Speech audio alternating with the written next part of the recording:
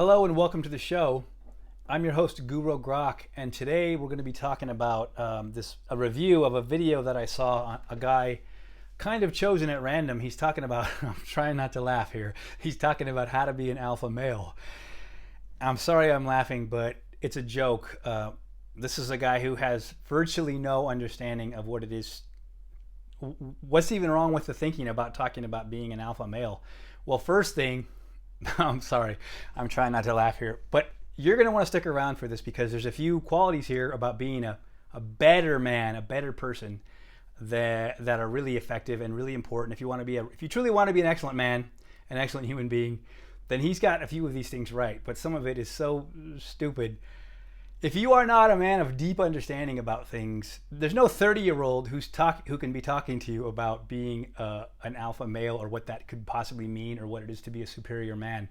I mean, even Christ, he did not start his ministry till he was 30 years old. I mean, and this guy was right? He's the son of God according to the Bible, right? So any dipshits that are probably not even 40 years old who are telling you how to be a better man. I'm sorry I'm laughing so much, but I mock people like that. I'm like, come on, dude. Let's just measure up who we are as men. I mean, I'm pretty sure that you are not 1/10 the man that I am. And I don't know that for sure, but I get a sense of it when I hear these guys talking. So here, let me just kind of adjust this camera a little bit here.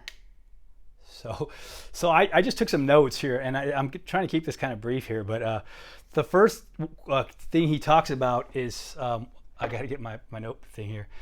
He says, take pride in yourself. That is pretty useless advice. The human condition is to be proud for the most part. That's a problem. Real humility is how you could possibly grow as a person.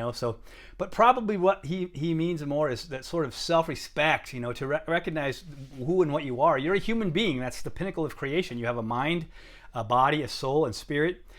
And so you should take stock of that. You should take note of that, and then recognize your sort of, I guess we could put it as just sort of inherent worth.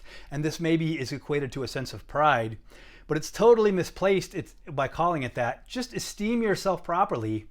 Just take stock of who you are as a man. We're imperfect men, but we can grow into awesome men.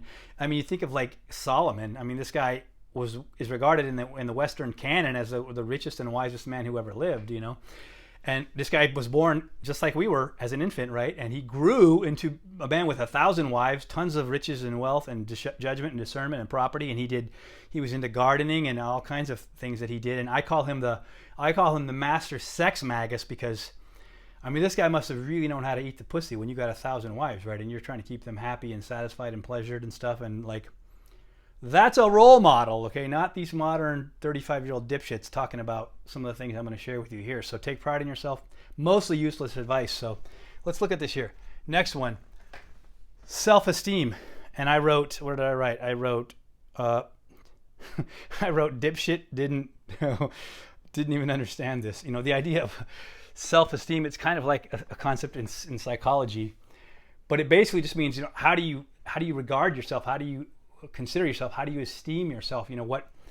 How do you see yourself as kind of measuring up as a person, right? And to do so properly is key, not to flatter yourself.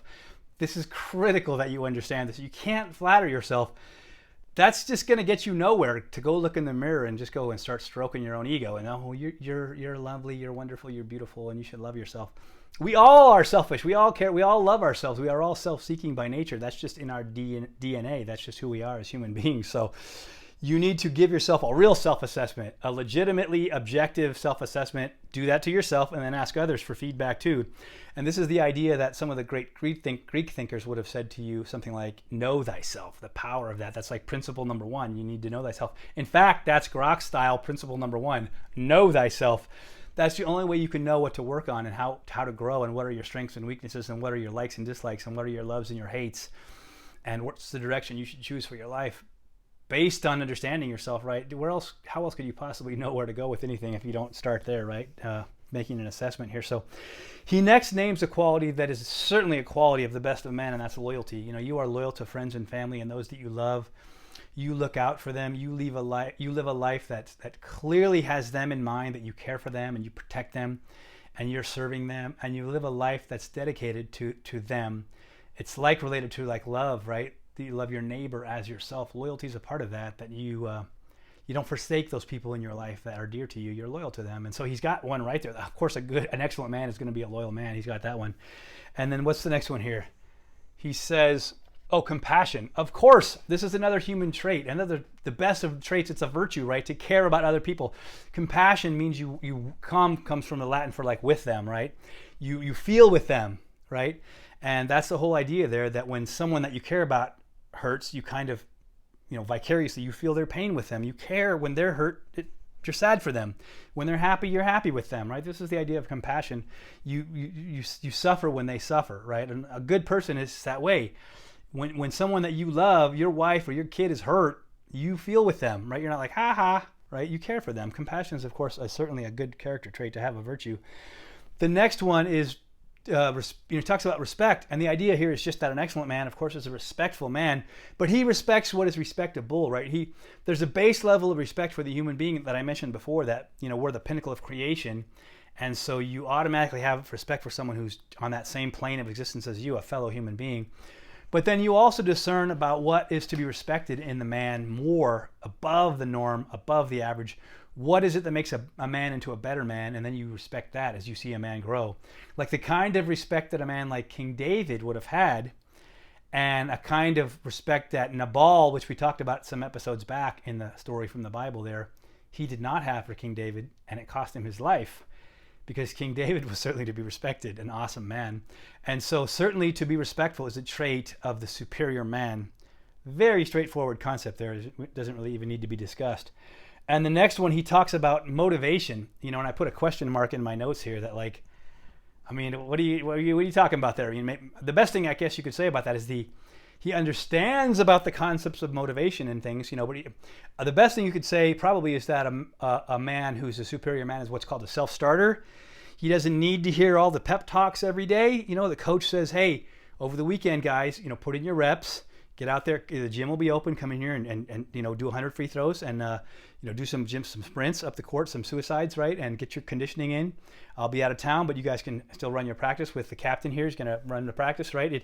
The idea is just taking the initiative to be a self-motivated person, because external motivations are just so false. You need to lay hold of what you want and what you want to accomplish with your life and what your mission is, and then put the routines and the habits and the mechanics of your life in place to do it. Execute that shit, right? Figure out the planning, then execute the plan. And your motivation just kind of needs to come from within. So I have a question mark next to that. I don't even know what the guy was really talking about here, And the next one he says here, he mentions passion. And of course the adjective becomes passionate, that an exceptional man is a passionate man, and I have to agree. This is the man of feeling, this is the man tapped into soul and spirit for sure. And I always associate that with sexual passions and things, So of course a superior man is a sexual man. The erotic energy of the universe flows into us, and flows most especially through the clitoris of the human female, of the human anatomy, of her sexual anatomy. The same piece of tissue, embryonic tissue, becomes the clitoris. That becomes your tip of your dick, dude. That becomes the same thing, right? So it's highly sensitive, bro. I know you're following me here. And so, but it has no other known function. Yours gets the urethra passing through it, right? So you piss through the thing, right? And so that's a secondary function there, right? But the girl, they don't have that. The clitoris just is there with these little nervous endings in there, lots of nervous tissue in there, highly, highly sensitive and tuned into that sexual arousal thing. It's like the love button of the universe, the female human clitoris. It doesn't do anything else. It's just there to say, touch me and watch what happens. Pleasure me and I will be all of your delight, and see what happens for you, sexual man, pleasuring your sexual woman, So this idea of passion, I have trouble separating them. But passion, you can be passionate, you can feel and get excited about other things too, your life's mission. You can be passionate about food, you can be passionate about your art. I'm passionate about the martial arts quite a bit, and I'm passionate about the German language, for example, the French language too. I'm passionate about my pen pals. And I've had some women in my life, and there's one woman that's still part of my life to this very day, and I am extremely passionate about her. She is, I'm not going to say anything more other than just leaving it at that I'm extremely passionate about this woman. And if you asked her, she would say, Indeed, he is. So passion is definitely a characteristic of a superior man, that he's a passionate person. Yeah, pretty straightforward here. And then honesty. I mean, come on. I mean, do we need to talk about this one? Of course, the superior man is an honest man, right? He's not a cheat. He's not stealing things. He's not a liar. He keeps his word. An honest man. Don't bother doing business or having garbage that can't keep their word in your life. And this was a critical issue in prison, by the way. People would get beat up and stabbed for breaking their word. You know, it's a really kind of an important thing in there, because you're in this hostile, violent environment, and if you don't keep your word, things go bad really fast. You know, so that's a key and obvious thing there too. And he also lists courage, and that's another one that's kind of like a no-brainer, right? I mean, even in the Wizard of Oz, right? The lion wanted his courage, right? The lion's supposed to be courageous, right? So the best of men, the lion-hearted of us, right, are courageous. And so that's a straightforward one. You know, you got to find the courage to overcome fear. There's no courage without fear, right? To understand courage is to understand that it's a naturally fearful situation. You naturally get into your emotions, and like you feel that fear, and you feel your butthole pucker and your nuts shrivel up. I know, you know, but you get over that fear. You get over that fear. I can remember when I was 25, and I had been into the martial arts for like 5 years by then, and I was really, really good at that shit. I mean, I was super fit, super strong, super skilled, very capable. I have this academic side that helped me to really see these things and do visualization when I wasn't even physically training. So that Cass Magda, he said that was his most talented student he ever had. That was a really high compliment. And so this idea of courage came into play when I was 25, and I got invited to fight in the ring, but I had never had a fight in the ring, like a real bout, you know? And so I remember feeling that fear and anxiety of like, oh man, you know, a real one, you know, and just that like, kind of like before your first varsity game where you can have nerves, you know, but once it's on, it's all gone. It goes out the window, right? I never actually got to fight in the ring, but I overcame it through the training, and to where I got to where I was excited and really wanted to do it. And there was still that residual anxiety there, but as soon as that fight would have been on, it would have been gone. And I was I had planned to mollywop whoever got in my way, because I was so fit, you know, and I had great percussion skills, and my grappling was getting a lot better. So courage is an obvious one. You got to be courageous to be a good man. And we're going to talk about this topic much more in the future. And what else did he list here? He listed as confident, and yeah, and I wrote, the problem with that is that if it's misplaced, then it's not good. You know, you have to have a confidence that comes from being a well-developed man, a skillful man, right? I mean, once you've read 500 or 1,000 books, then you're going to be pretty confident as an academic, right? You're going to be like, hey, I can talk about a lot of different things, and some things with authority because I have understanding. I've read a lot. I'm getting more knowledge in this mind, you know. When you start getting fighting skill, you have more confidence, of course, right? I remember when I was in the prison fight that we're going to talk about soon, when I beat the tar to this guy named Drew, who used to walk around with his head up and thinking he was a badass, and I molly-whopped that dude. I'm going to tell you the stories.